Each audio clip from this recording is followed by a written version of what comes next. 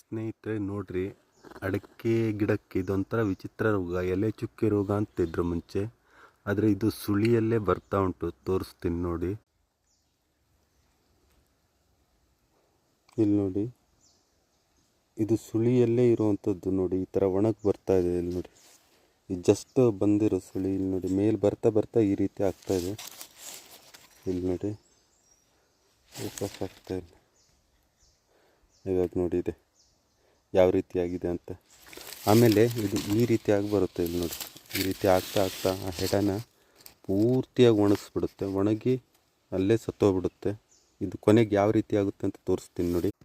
ಈ ಸಸಿ ನೋಡಿ, ಈ ರೀತಿ ಒಣಗುತ್ತೆ. ಈ ಥರ ಬುಡ ಸಪೂರವಾಗ್ತಾ ಹೋಗ್ತದೆ. ಮೇಲೆ ಹೋಗ್ತಾ ಹೋಗ್ತಾ ಸಂಪೂರ್ಣವಾಗಿ ಸಾಯುತ್ತೆ. ಆಮೇಲೆ ಇಲ್ಲೂ ಕೂಡ ನೋಡಿ ಒಂದು ಸಸಿ ಯಾವ ಥರ ಆಗಿದೆ. ಇಲ್ಲಿ ನೋಡಿ ಯಾವ ಥರ ಆಗುತ್ತೆ ಅಂತ.